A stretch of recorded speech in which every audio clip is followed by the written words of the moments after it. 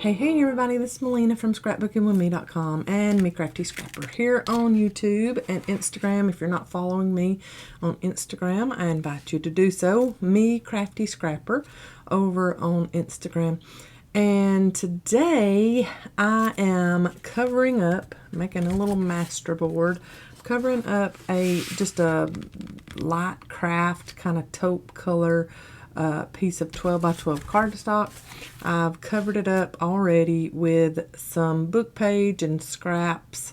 So I just put layered book page on this side, and then on this side where I didn't have room for another full book page, I just put some scraps out of my scrap pile, and I used Collage, which is getting few and far between as far as us finding this from our supplier. So this is the Collage or the Mod Podge that is acid free, good for paper projects and things like that. We now have, we bought every bit of it that our supplier had, the Collage Podge. What we have in the shop right now is it. We cannot get Collage Podge anymore. So I don't know if Aleene's has discontinued it or if our supplier just is not going to be carrying it anymore. I don't know.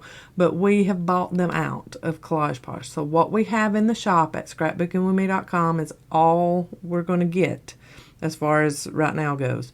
We have placed an order, and we do have it in stock, the Mod Podge paper. So it is acid free, has the same qualities as this, the water resistant glue sealer finish, acid free, and what is that other word, lignin free or whatever it is. All of that safe for your paper projects. So we do have the Mod Podge brand paper. It says paper behind it.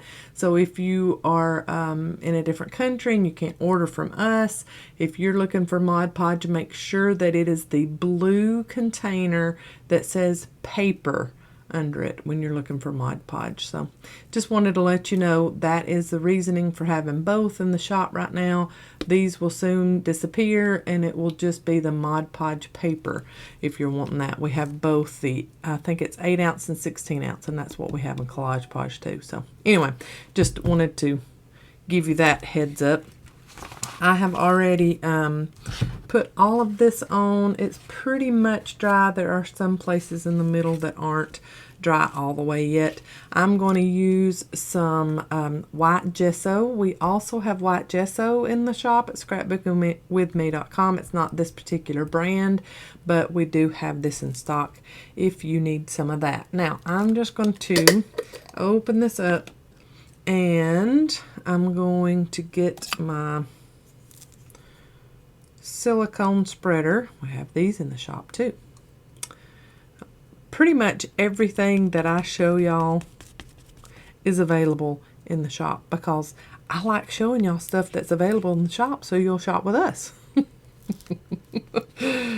So pretty much everything that I show y'all, you'll be able to get from us. If not, I will give you the links of where I found it and where you can get it yourself. All right, I'm putting it on with a little silicone spatula. We love these in the shop. And then I'm just going to rake that off from my silicone spatula and kind of dab with my finger just in different spots and get it really thick in some places and then really thinned out in another place. So we're just kind of covering up some of this that we've already put on here, and then we're going to put some ink on some of those spots too. So getting it pretty thinned out all over my master board here, and just covering up a few places just to give some interest. That one was pretty thick, so we're spreading that in different directions like like that. And then let's do this one over this way since we've got so much on that side. Okay, just to give it a little bit of interest and to kind of bring some of the white to the forward so that some of the book page can be in the background.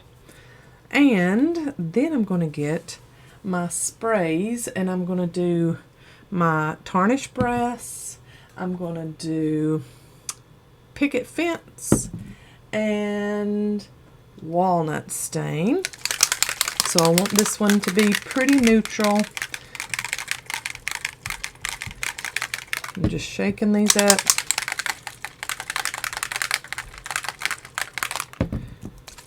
And we're going to spritz on. And then we're going to dab on.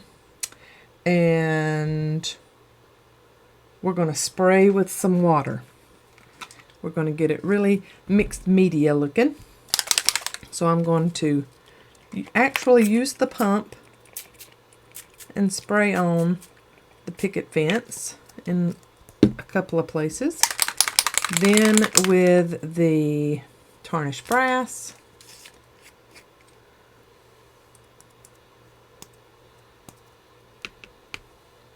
I'm going to do like I usually do. Y'all see me do this quite a bit. But we're going to make this spread out just a little bit. We're not going to leave this as is. So on some of our bigger spots, I'm going to spritz with water.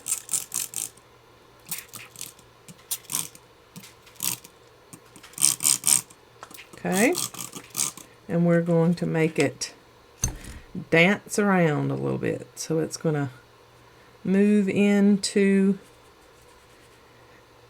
that gesso and give us a little different look there.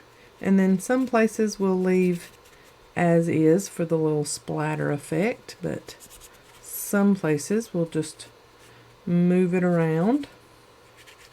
Get a little different look. I like that. And then while that is still wet,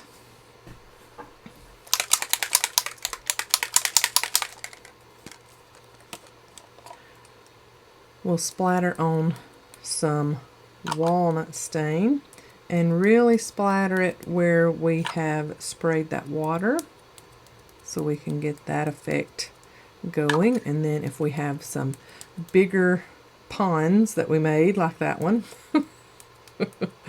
we'll come back and spray some more water. Okay, I really like this background already. This is going to be a background for some botanical tags that I make. And I will show y'all the process of that.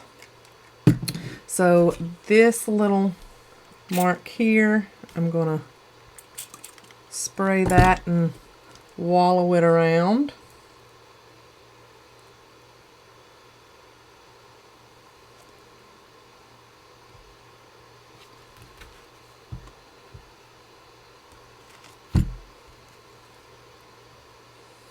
I love when it runs like that, so I'm going to spray some there and see if I can't get some running going on the top parts too.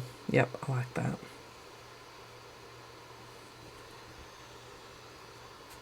And of course, if you don't like that kind of mixed media, I'll talk correctly in a minute. You don't have to spray on or do anything like that if you don't want to. But I really do like that. Oh yeah, I really like that. Okay, I'm going to do a little bit more walnut stain here in the middle, and then one more little blob of tarnished brass here in the middle, and then I'm going to spritz that too and get me some running going in the middle here. get that spread around some. One more spritz should do it. Oh yeah, there we go. Yeah, okay. Yep, that's how I like it. I'm going to spritz down this edge here just so we can get a little bit more character going there. Maybe do another little piece of tarnished brass there and let it spread. There we go. Just so we can give the edges some character too. We can't leave the edges out. Okay, so now I'm going to let this dry. I'm going to help it along with my heat gun too. So we're going to dry this. I already love it. I love it as is. That blue inked paper coming through from all of that. Love this. So anyway, let's let this dry and then we'll come back and start cutting and making our botanical tags. All right, we're pretty much dry. We are warped some, but we can fix all of that, put it in a heavy book whenever we get all of our tags cut out. So what I'm going to do, I wanted to show y'all too, look at this. In some of the places here, some of the little places where my book page was either tea stained or ink stained or something, we've gotten a few other little colors in on it whenever we wet it. So I like that, just a little bit different, a little more something something. So I'm going to cut these tags. These are going to be small tags. I'm needing some page accents, and we will also have some of these available for sale in the shop too. So I want to have quite a few. I'm going to start at 3 inches. So this is on the tall side. This is how tall my tags will be. This is what I'm trying to get out of my mouth. So I'm going to trim straight across. And then I might have to pull apart something else. I don't think so. We're good. We're good there. Didn't have too much of a wet streak there, so we're good. So when your paper and stuff is a little bit warped, that's when you're going to get some spots that don't want to cut all the way. So 3 inches, and then 3 inches. Okay, so I got 4 strips out of that 12 by 12 sheet of cardstock, and then I'm going to trim all of them at 2 inches. So like I said, little tags, and I'll show you what they all look like in a minute after I get through trimming all of them 2 inches by 3 inches.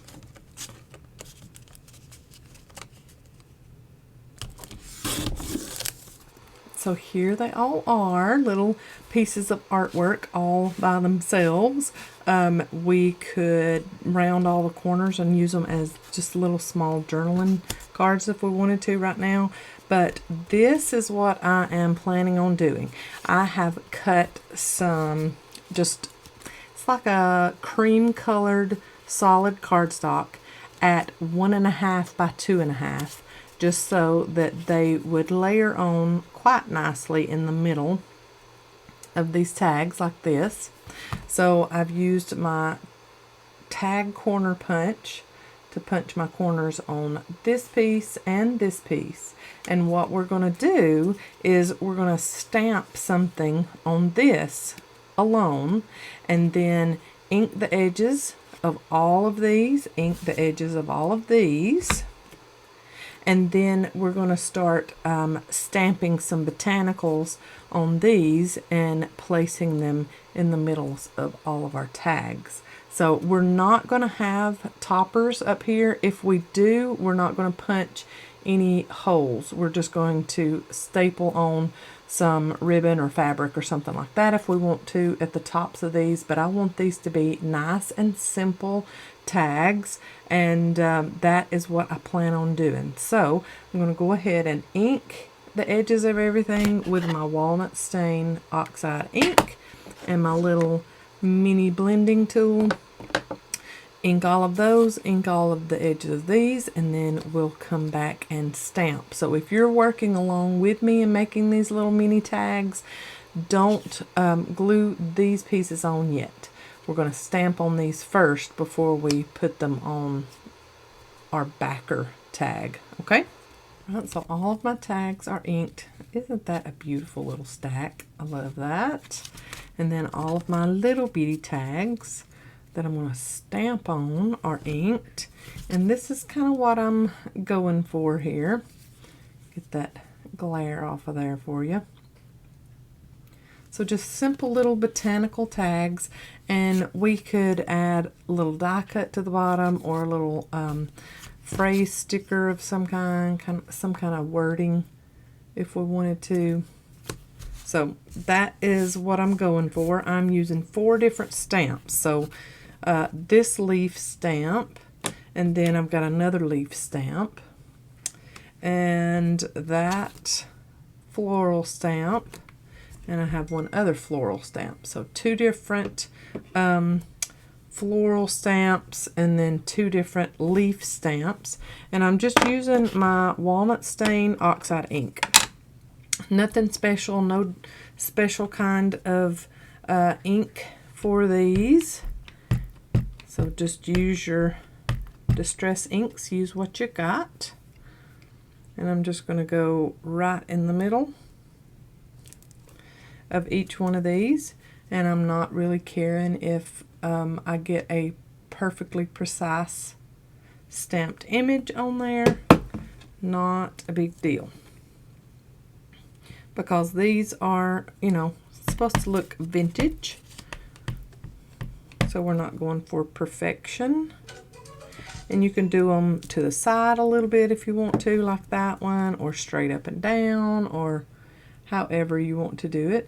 I'm not sure why I've got such a brightness here. Let me see if I can fix that a little bit for you. There we go. That looks better to me. I hope it does to you. So I love the way these are turning out. And what I'm using to put them on my tag backer, the masterboard piece, is I'm just using double-sided tape.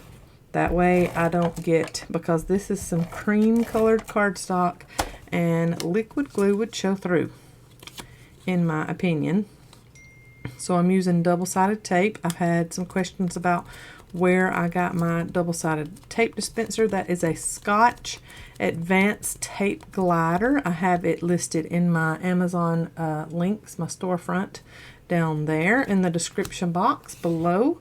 And the refills are also listed there, so y'all feel free. Oh, and my die cutting machine. It's a Big Shot, Sizzix Big Shot. I had someone ask about that, and I also have it listed in my Amazon storefront. So anything that we don't carry in the shop at scrapbookingwithme.com, I try my best to find it for y'all and list in my Amazon storefront. Now, these stamp sets that I'm using are from KOKOROSA. I have done a video about them a couple of times, and I will leave links for these stamp sets in my description box below also.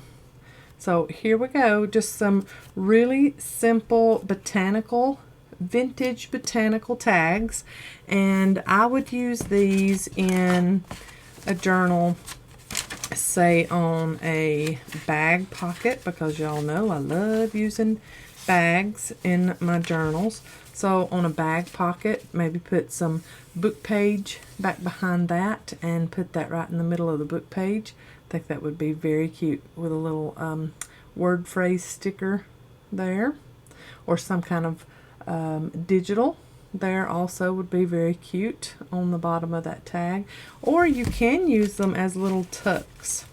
So put them on the side of a page and just glue down on that one side, and then you could use that as a little tuck space for some hidden journaling or something like that. So that's how I plan on using these. And like I said, some of these are going to be for sale in the shop.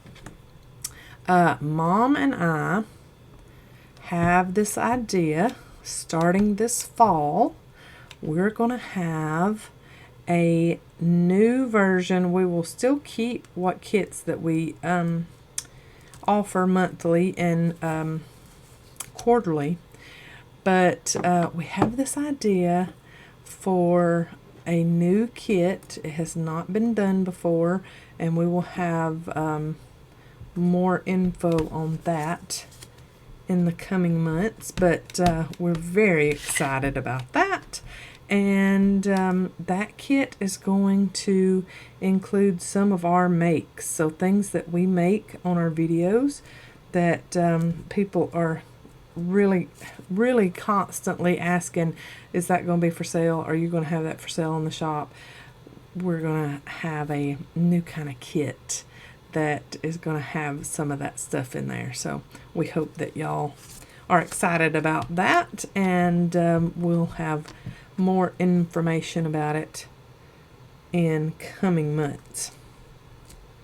So very easy. These are so easy to mass make. I love that that you can mass make these. I just have a piece of scrap cardstock sitting here that I'm stamping on top of, so I don't get the ink all over my desktop or my mat.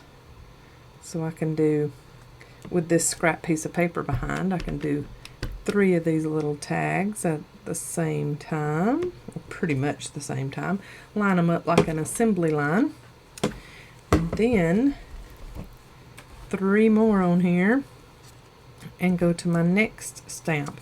I find that it is a lot less overwhelming if I will stick to a certain amount of images for my mass making. So I've picked out 4 stamps, like I told you at the very beginning, after I had inked all of these. Told you I was going to just go with 4 different stamps, leave it like that, and get all of these mass made.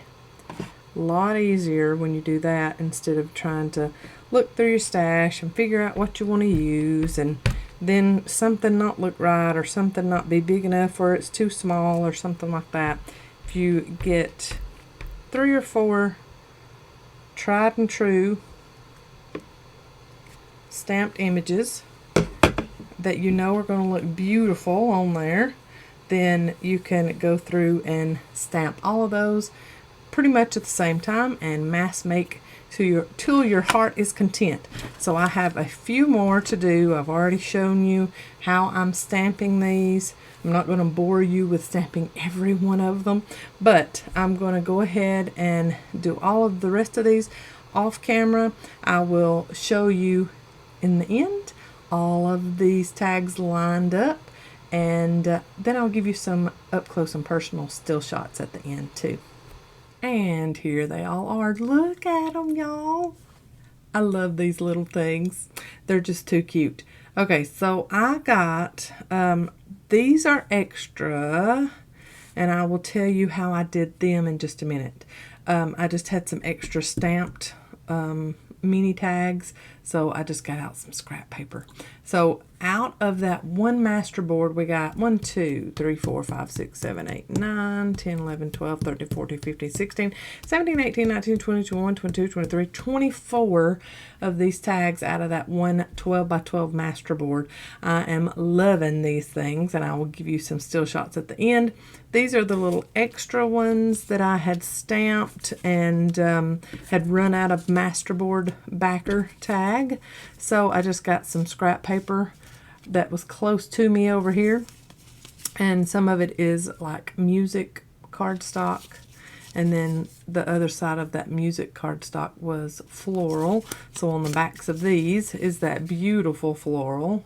Isn't that gorgeous? So I can ink the backs of those two and put some die cuts on the back if I want to decorate the back, or if I want to put some copy paper on the back to use as journal space, I can do that too. So there's extra. So 24, 25, 26, 27, 28, 29. Oh, this close to 30 tags done in one video. I am loving that. So this was an easy mass make project. So I hope I give you some ideas, some inspiration to do your own mass making. And these are great for journals. They're great for, they're small enough you could even add them to art journaling pages. So if you have a smaller art journal than, you know, what a standard junk journal size is, these would fit perfectly in an art journal also. In your scrapbooks, you could add a tassel to the top and use it as a bookmark. Great uses for these, all kinds of uses for these, and I am in love with them. I hope that you love them, and if you make them, be sure to tag me so that I can leave you some love, find you and leave you some love, whether it be on Facebook, Instagram, or here on YouTube. Y'all have a great day. Love ya. God bless. Bye, y'all.